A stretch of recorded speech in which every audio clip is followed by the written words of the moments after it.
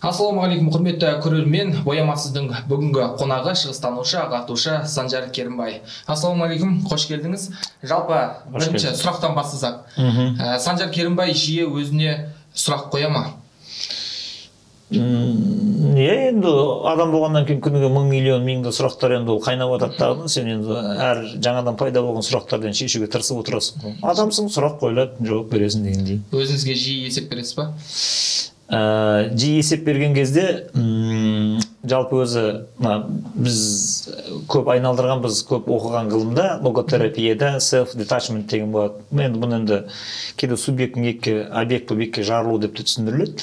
Яғни адамның өзінің адами қалпынан айнып шығып кетпеу үшін өзінің адамның болмысы өзінің табиғи Құдай қалаған тұғырында дұрыс тұру үшін біріншіден ол сыртты бақылап тұрады.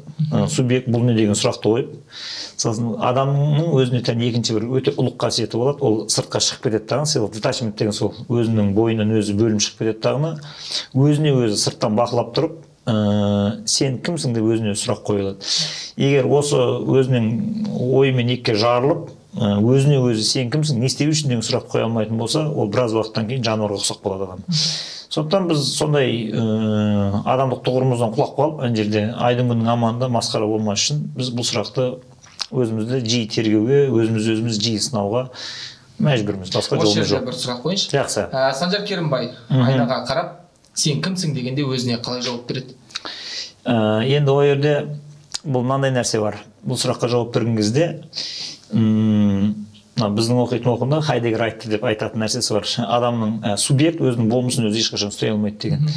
Сонда мен осы профессордың алдында отырған кезде сұрадым, субъект өзінің болмысын өзі ешқашан ұстай алмайды деген не десем, мен саған жаңа айттым ғой дейді, адамның ең ұлық қасиеті өзінің биік тұғырында тұру үшін екіге жарылаттаған өзін өзі есеп алады деді ғой десем. Мына көп адамдар байқайсың ба дейді, жаңа жылдан кейін дейді өзін есеп алып жатады дейді да. 23-ші жылы бәленше сен не бітірдің, қалай өтті, бұл жыл сен үшін қаншалық жемісті болды, жаңағыдай артықша бағалайтын не істіңдірдің деген сияқты дейді. Көрдің ба дейді, 2023 жылы өмір сүрген субъектіні, яғни Санжар тергеп отыр дейді ана жерден. Бірақ оны тергеп отырған Санжарды кім тергейді дейді.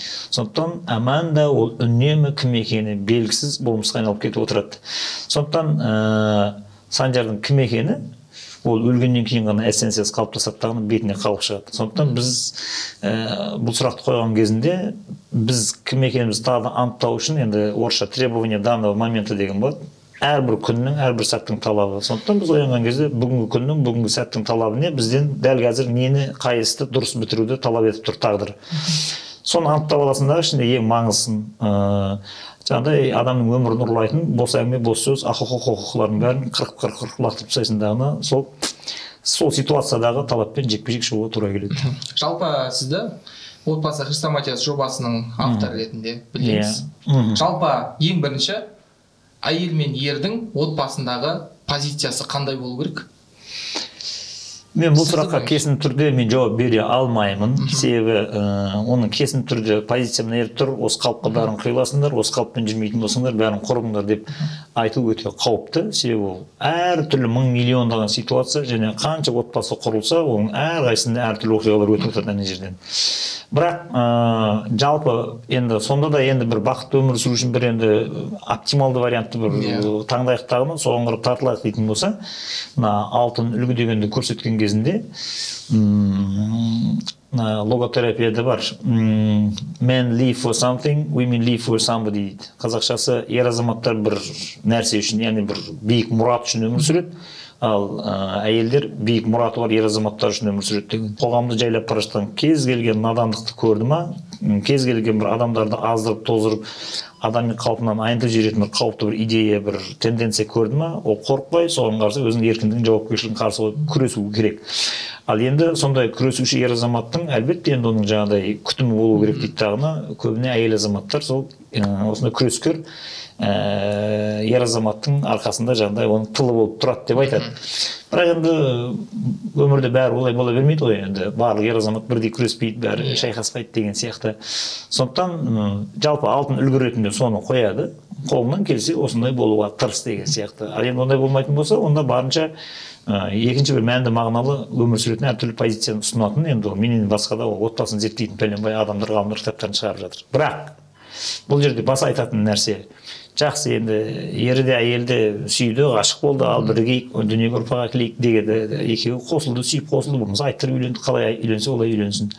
Бірақ үйленгеннен кейін екеуі екі жарты бір бүтін болғаннан кейін адамда интенциональность деген болады. Яғни ішіндегі ниетін бір бағытқа, бір мақсатқа, мұратқа қарай бағыттаушы қабілеті бар адамның. Мысалы, малдарда ол жоқ. Мысалы, оларда интенционалдық деген қабілет нөл. Мысалы, мысық, ит нақты бір объектіні белгілеп алып, соған қарап, қазір қайрап, соған қарап жылжымайды. Ол адамда ғана бар. Осы екеуі біріккеннен кейін, егер бір қандай да бір асыл мұратты көздеп, мәңгі бақи қолға түспейтін, бірақ адам үнемі қызықтырып, еліктіріп тұратын сондай бір объективті, бір мәнді мағыналы, жалпы адамзатқа бір бақ болып қонатын бір идея үшін күреспейтін болса, сонда бір идея екеуін қызықтырып алдында тұрмайтын болса, соған екеуі бірлесе күреспейтін болса, онда уақыт өте келе енді отбасының ішінде бәрібір жалығу дейміз ба, бір-бірінен жаңағыдай безіну дейміз ба, ұрыс керіс ажырасуға дейін кете береді деп айтады. Сондықтан енді үйленетін жастар бойындағы лапылдаған, енді бұны жаңағы ғашықтық отына күйі өртеніп тұрған 22 жасар балаға түсіндіре алмайсың, енді оның ғашықтығы басылғанша күтуге тура келеді. Ғашықтығы басылғаннан кейін баяғы сезім қайда кетті деп былай бір есін жинаған кезде сол кезде отырғызып оны айтуға болады. Енді ары қарай отбасын аман сақтап қаламын дейтін болсаң, жігіт, онда анау жұлдыз болып жанған, ілімнің шырағы болып жарқыраған адамдардың ауырған дертіменен сен де ауыр, келіншегіңе айт, енді сен күреске шыққан кезде сенің тілеуің тілеп отырсың деп. Онда жақсы болады. Жалпы осы жерде психологтардың бір айтатын сөздері бар да. Әйелі ақшаны көп сұрайтын әйелдің күйеуі ақшаны өте көп табады дейді. Соған сіздің пікіріңіз қандай? Енді білмеймін, мен сол психологтардың сондай бір ешқандай бір эмпирикалық дәлелі жоқ. Сонда ауадан алып құрап айта беретін осындай жағдай әңгімелеріне мен онша сене алмаймын. Мен сендіре алмайтын себебі, мен жасы 50-ге келген, өмірдің тәжірибе жинаған, және ағайын туысқандарым бар, өзім замандастарым бар, соның ішінде мен неше түрлі үй болған адамдарды көрген адаммын. Сондықтан дұрысы былай болатын шығар, мүмкін. Күйеуі өкіртіп жаңағыдай мақсатсыз мұратқа ұмтылмай, тек қана баюды мақсат қылып, жаңағыдай дүниемен жаңағыдай елді бағындырам, тұқыртам, жан-жағын билеп төстеймін дейтін сәл надандау түсіндікпен ақша табатын қолдар еркектердің әйелдері көбіне ақшаға тоймай дүние қоңғызып келеді. Ал енді жаңағыдай бір нақты бір адамзаттың басына бақ болып қонатын бір жарық идея үшін күресетін еркектер егер ақшаны көп табатын болса, тіпті оның әйелі ақша көп сұраған күннің өзінде ана ұлы мұратқа ұмтылған адам ана ақшаны шектеп береді негізінде. Әйелін былайша айтқанда бақылауға ұстайды. Керек жарағын өтейді, бірақ лимиттен асқан кезінде қатын қой енді деп айтады. Тоқтатайық дей ма? Сондықтан енді жаңағы психологтарыңызға менен сәлем айтыңыз, енді ішлей олай өтірік соға бермесін. Енді бала тәрбиесіне келсек. Ал жақсы. Баланың тәрбиесі қашаннан басталады өзі? Баланың тәрбиесі егер қолынан келетін болса, ол жалпы біз баяғыда бір Швецияның ба бір ғалымының, мен осы эмбриондар зерттейтін, эмбрионнан бастап туғанға дейінгі процесті бір фотоаппаратқа түсіретін Ларенс бет, сондай бір атақты фотограф бар, өзі ғалым, соны айналысады. Соның бір кітабын білмеймін, мен ұмытып қалдым. 2006 жылдары болған оқиға еді, сол кітапты сатып алып оқыған едім. Соның ішінде не үшін қызға 40 үйден тыю дегенді айтады. Соның ішінде ер азаматтар мысалы жас кезінде ішеп шегіп ұрынып әрбірден жүреді тағыны жаңағы мүмкін бір күн тәубе алып есін жинап алады тағыны ол үйленемін дейді ғой енді. Ал мына ер азаматтарға қой деп айтпайды тағыны, қыздарға ойбай шекпе, ойбай ішпе, ойбай үйтпе деп айта береді. Екеуіне талап бірдей емес дейді ғой. Енді олай болатынның бір практикалық та жағы бар, қыры бар дейді. Не үшін деген кезде мына ер азаматтың бойындағы мына геннің бәрін ұстап тұратын жер, ол сперматозоидтың ішінде хромосома тұр. Бүкіл ақпараттың бәрі соның ішінде. Бірақ ер азаматтарда ол сперматозоид ол толаттағыны егер ол үйленетін болса, әрбір жандай әйелмен тартөсекте табысқан кезінде ол 300 миллионға дейін сперматозоид шығарып жібереді. Егер ол үйленбеген болса, бәрібір ұйықтап отқаныңызда полюция дейді, ол өзі автомат түрде шығып кетеді. Сөйттен ол үнемі өзі жаңарып отыратын нәрсе. Егер бір ер азамат бір ішеп шегіп, жаңағыдай бір жеңілдеу жолға салынып өзін өзі бүлдіре бастаса, ол енді сперматозоидтың ішінде генді бұзуы мүмкін дейді. Шамадан көп не қыла беретін болса, наркотик шегетін болса. Бірақ есін жинап алғаннан кейін ол бір 40 күн, 2 ай отырып бір тазаланатын болса, бойындағы сперматозоидтардың бір ауысып кетеді тағын, орнына жаңалар қайтып келеді дейді. Ал әйелде ше дейді, оның өзі бүкіл өмірінде 300 мың ба oocyte яйцеклетка деп айтады ғой, сол болады да, және ол еркектік сияқты обновление алмайды, апгрейд болмайды, өзгермейді. Сосын өзі айына біреу ақ келеді тағына, ол жатырға келіп жабысады тағына, өзінің жаңағы сперматозоидты күтеді. Егер ешқандай қатынас жоқ, бойдақ болатын болса, ол менструация болып кетіп қалады, болып бітті. Сондықтан егер қыз баласы ішіп, шегіп, жеңіл жүріп, ана oocyte'тің ішіндегі клетка тарс етіп бір генге бір зиян тиіп кетіп, ана іштегі хромосомалар бір бүлінетін болса, оны еркек адамдық сияқты ол 250 миллион болып ауысып кетпейді, ана жерден шығып кетпейді полюция болып. Ай сайын біреуден келіп тұрып отырады. Сонда қыз бала бір жылда 12 oocyte ауыстырады. Болып бітті шаруасы. Сондықтан да қызға 40 үйден тыйым салу деген нәрсе, ішпей шекпей болады, жеңіл жүрме деген әңгіме, ол тек қана қазақтардың жаңағы консерватор болғандығынан ескі ғасырдан алып келген құндылығы деп айта алмайсыз, оны тәртібі деп. Ол ғылым бойынша да шынымен солай болып шығады. Сондықтан біз бұл деген не деген сөз? Онда дүниеге бала алып келетін қыз балаңыз жауапкершілікті 14-15 жасынан сезініп тұратын бір тәрбиені жөнге қоюға тура келеді. Одан бөлек, мен өзім бір эксперимент жасап тұрып көрдім. Шынымен де жатырда жатқан кезден бастап әйеліңе онда рок музыка, жеңіл эстрада тыңдатуға болмайды негізінде. Қоңыр үндейді, енді мен өзім өмірімде қоңыр үндеп домбыраны таңдадым дағыны. Үнемі сонда бір классикалық күйлерді қойып қоюға болады. Одан бөлек енді өзі ыңылдап бесік жырын айтып жүрсе, бұдан да күшті болады. Шыр рет туғаннан бастап, енді одан бөлек оны мен айтпай-ақ. Ғалымдар мен 2006-2007 жылға шыққан есімде жоқ. Наука и жизнь сол не шыққан, мысалға колыбельдің бір пайдасы деп бесік жырынан. Сол жерде айтады, роддомнан шыр рет туғаннан бастап болды, қасыңызда палатада шыққан әйелдерді көріңіздер. Өсек айтатын, боқтап сөйлейтін, жаңағыдай дарылдап сөйлейтін дарақ әйелдер болатын болса, мүмкіндігінше басқа палатаға ауысыңыз. Сосын үйіңізде радио қосылып тұрмасын, телевизор қосылып тұрмасын, саяси әңгіме көп айтатын, сосын біреу жамандайтын, өсек айтатын, боқтап сөйлейтін қонақтарды үйіңізге кіргізбеңіз, бесік жатқан бөлмеге өткізбеңіз. Себебі баланың құлағынан кірген ақпараттың бәрі бейсанада жаңадан пайда болған клеткаларға жазылады, тарс астың қабатта үсті қаланып кете береді оның деп. Сондықтан бала тәрбиесін алатын болсаңыз, барлық ізгіліктің дәнінің бәрін сіз шыр рет туған күннен бастайсыз дағыны. Ол негізі ары қарай тіл шыққаннан кейін ол енді қиял ғажайып формасында, ертегі формасында дамиды. Бірақ 13-ке келгеннен кейін ол magical thinking, жаңағы дүниені қиялмен қабылдайтын қабілеті азаяды да, оны рационалды пайым шығып кетеді. Сол кезде балдардың жаңағы бұрынғы сенетін нәрсесіне сенбей қалатын кез сол кезде. Сондықтан аса маңызды сәт бізге баланың жатырға бойға біткеннен күннен бастап 13-тен 14-ке қадам басқанға дейінгі 13 жыл біз үшін аса маңызды бір күнді зая кетіруге және залалды өткізуге болмайтын кезең деп айтылады. Баламен ашық сөйлесу. Енді баламен ашық сөйлесу деген көбіне енді ол енді жаңағыдай Европадан, Россиядан келіп жатқан әңгімелер ғой енді. Енді ашық сөйлесетін шығар деп ойлаймын, сөйлесетін адамдар. Бірақ енді біз шығыс менталитеті болғаннан кейін, қазақ менталитеті шығысқа жақын болғаннан кейін, ол менталитет бойынша менің өзімде де бар, менің әкемде де болды. Олар көбіне ашық сөйлеспейді жалпы. Мен сөйлессе пайдасы бар шығар, мен білмеймін ғой енді оны. Жоқ, енді сұрақ қою арқылы баламен сөйлесу. Баланың өз ойын тыңдай білу. Сол қаншалықты маңызды? Оны қаншалықты маңызды болғанда өте маңызды. Егер бала шынымен де өзінің сені бір тиран әкені көрмей, қорықпай, сен оған жаңағы оның әрбір пікірін сыйлай алатынды көрсетіп, армандарын түзеп жіберуге қабілетті әке екеніңді көрсететін болсаң, мейірім махаббатын төгіп, әлбетте ол саған ашылып өзінің әңгімесін айта береді. Бізде енді көбіне балалардың жабылып қалуы енді өзі әкесінің қуыс кеуделікке түсіп қалып, әкесінің өзі дұрыс тәрбие ала алмай қалып, әкесінің өзінің баласына айтатын әңгіме жоқ болып қалған кезде басталатын әңгіме ғой анау. Сен аузыңды жап, мені іздемекшісің бе, тише отыр деген әңгіме айтылғанда бала жабыла қалады. Сондықтан біз тәрбие нүктесін жаңағыдай баламен ашық сөйлесу керек деген нүктеден бастап кете алмайсыз. Оған дейін істелетін шаруалар бар. Сондықтан оған дейін істелетін шаруаң бар, істелінбейтін болса, ол ашық әңгімеден де сіз ешқандай пайда алмайсыз.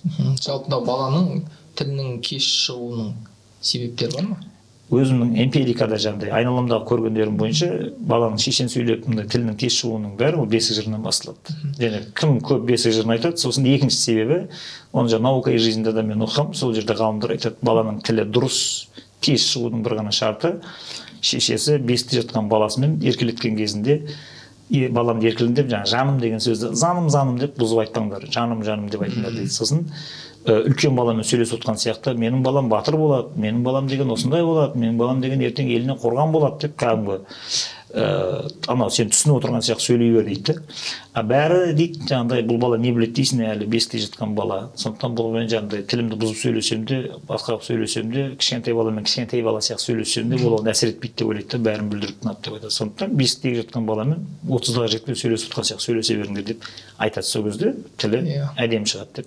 Одан кейін қазіргі ата-ананың проблемасының бірі баладан телефоннан ала алмау. Баланы экранның ішіндегі әлемнен шығара алмау.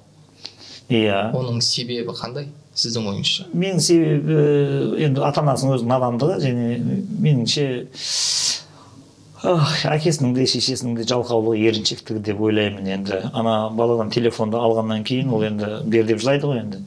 Сол кезде тоқтай тұр, сен оны емес, сен мынамен айналыс деп, онымен сен жарты сағат, 40 минут, 45 минут ана баланың екінші бір құндылыққа қызығушылық оянып, сол әлемге кіріп кеткенге дейін сен ана жағымсыз процесстен өтуің керексің. Енді еңбек қой енді ол да былайша айтқанда, қазір қайрат тілеп тұр, ол сенен артық энергия шығаруың керексің.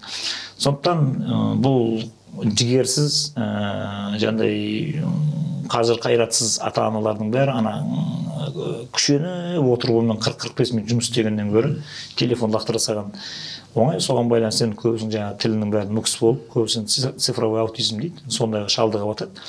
Енді мынауны неменеге бердің, телефондан десең, жаңағы қайтем енді қазіргі балдар вообще тыңдамайды ғой. Енді оны өтірік енді.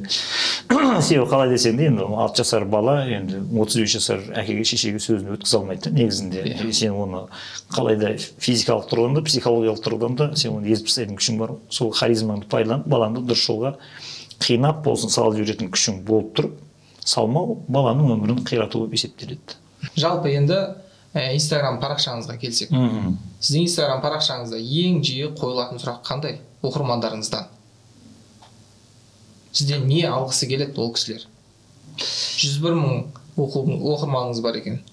Енді қазір енді олар бір сондай қатты бір сұрақ қойып мазалап жатыр деп айта алмаймын. Енді көбіне олардың келетіндерінің өтініштері енді осы кітаптарды қалай аламын, сосын ең көп жазатын ол жердегі жасы 35 пен 40-ның арасында келіншектер, олардың бәрі күйеуім мына құндылықтарға мүлдем қызықпайды, баласына үйретуге тырыспайды, а мен үлгере алмаймын. Не істесем, күйеуім мынаған қызығып, алға қарай менімен бірге қадам басады.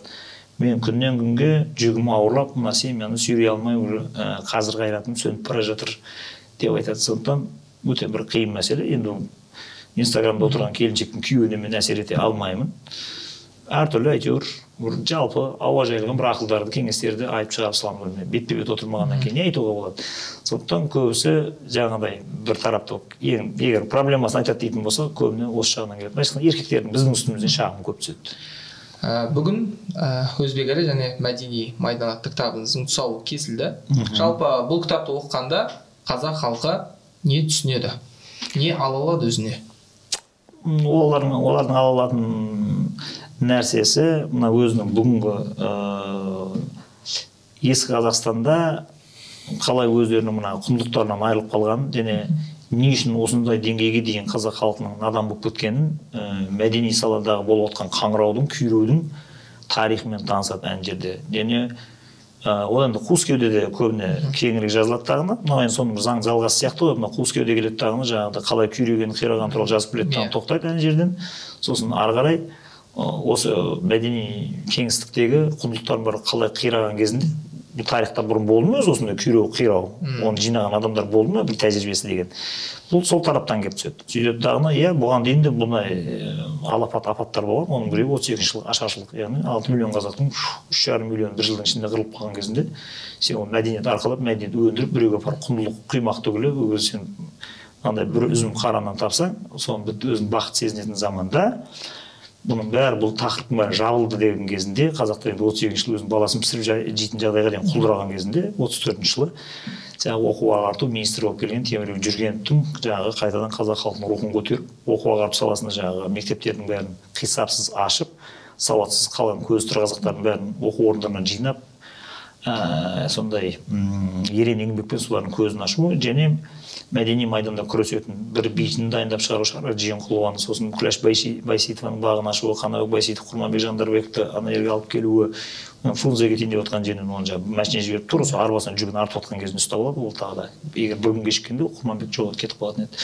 Сөйтіп бұлардың бәрін жинайды, сосын барып тағына бұл қазақтардың өліп сөніп бара жатқан рухының бәрін тірілтіп 36 жылы жаңағы декада майда өтетін Мәскеуде сол кезде гүрілдеп дүрілдеп атақтардың бәрі жаңағыдай шартарапқа тарап кімсің Күләш болып СССР халық әртісі атанып келіп жаңа 36 жылдан бастап қазақ СССР-ның қазақ СССР деген жаңа статусқа өтуі. Содан бастап Шара Жиенқұлова жазады, енді қазақтар мәдениетке жаппай ұмтыла бастады 36 жылдың желтоқсанынан бастап дейді. Яғни мәдениетке қатысты жаңағыдай әртүрлі инструменттер, саймандарды жаппай сатып ала бастау. Енді бұл мәдениетке ұмтылғаннан кейін оның артынан міндетті түрде білім ілеседі, адамдар ғылымға тартылып кетеді. Ал енді екіншісі, одан кейін енді бұл 38 жылы Темірбек жүргенов өледі ана жерде, оны атып тастайды Сталин. Одан кейін тағы да не болады?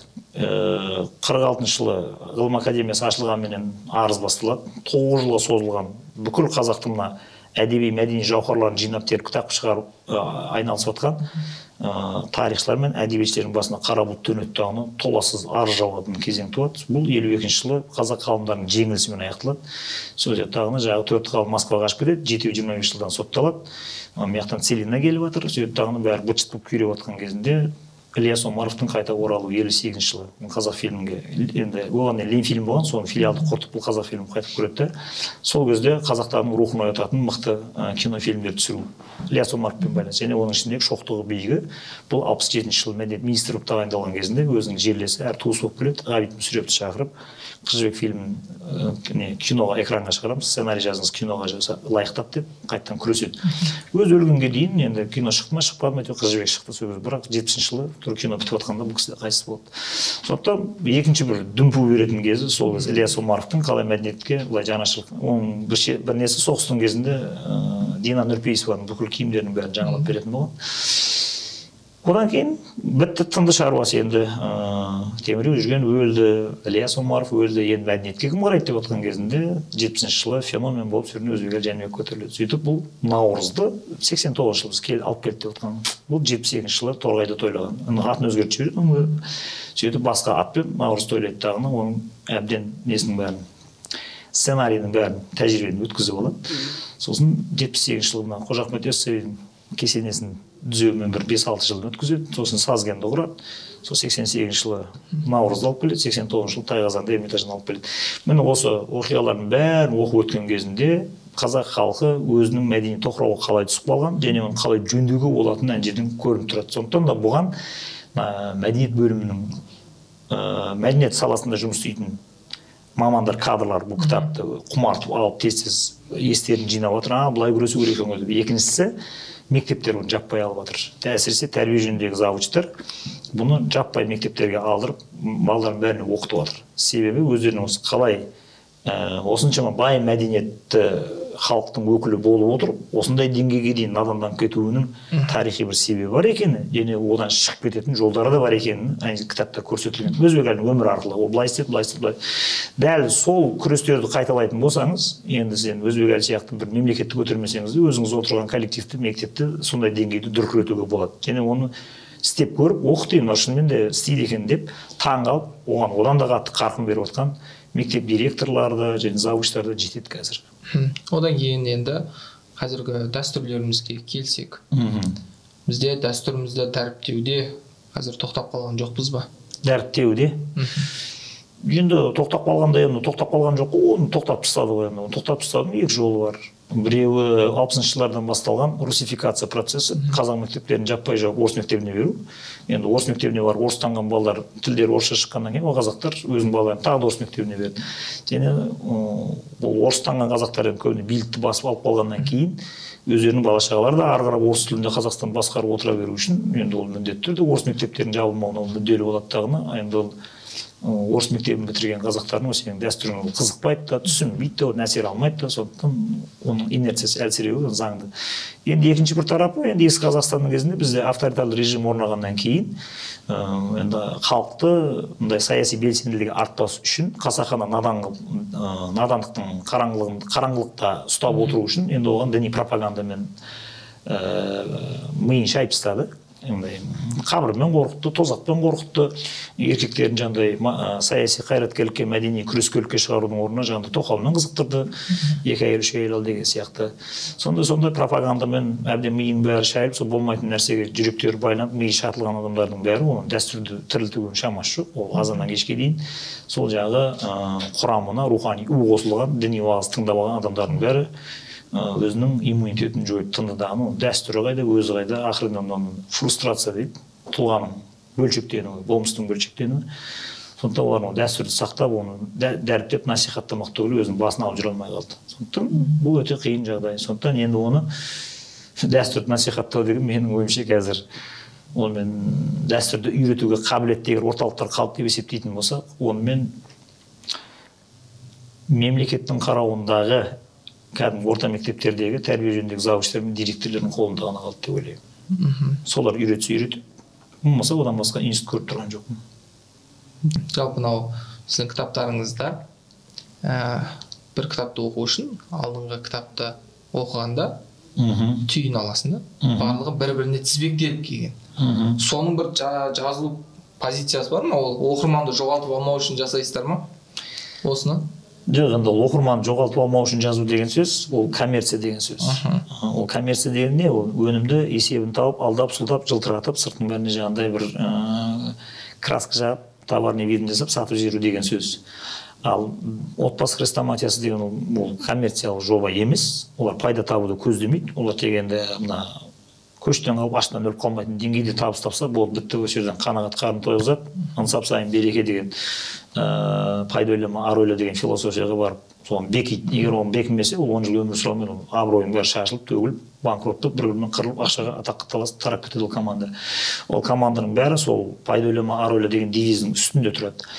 Сондықтан ол келесі кітапты сондай қылып жазайық, жігіттер оқырмандар қашып кетіп қалмасын деген нәрсе болмайды ол жерде. Ол жерде тағы да қай жерде қандай тұлға насихатталмай қалды, қай жерде тағы да қазақ халқының көкірегіндегі қуысты рухани вакуумды толтыратын трансцендентті құндылықтар бар. Сол құндылықтар жатқан жерлерде, қазыналар жатқан рудаларды кеннің көзін табасың. Пәлен жерде пәлен насихатталмай қалды, түген жерде осындай деген құндылық жатыр. Соны алып келесің дағыны, мынаны барынша мектеп оқушысы қайтсе оңай түсінеді. Біз үлкендерге көп расчет алмаймыз негізін байқасаңыз. Біз көбіне мектептегі балдар түсінетін тілге дейін 7, 8, 9 кластың балдары оқыған кезде бірден қиналмай оқып түсініп кете беретін стилистикаға дейін түсеміз әне жерден. Ол әдейіге себебі. Мектептің баласы түсінбегеннен кейін болу, ол есейіп ертең қоғамға араласқаннан кейін одан ары бәрін білдіріп тұрады. Сондықтан бұл жерде оқырманды жоғалтып алмайық деген қате түсініктен гөрі қайтсек оқырманның көкірегіндегі тағы да бір қуысқа бір трансцендентті құндылықтарды сала аламыз, ұлттық құндылықтарды деп сол ғана фокуста тұрады. Егер ол фокустан кететін болса, онда команда адырайды. Жақсы, рахмет. Жақсы, рахмет. Бөліп бізге сұхбатымызға келгеніңізге алғысымыз шексіз. Шығармашылық табыс тілейміз. Рахмет, көріскенше. Құрметті көрермен, бояма сіздің бүгінгі саны өз мәресіне жетті. Қош, сау болыңыздар.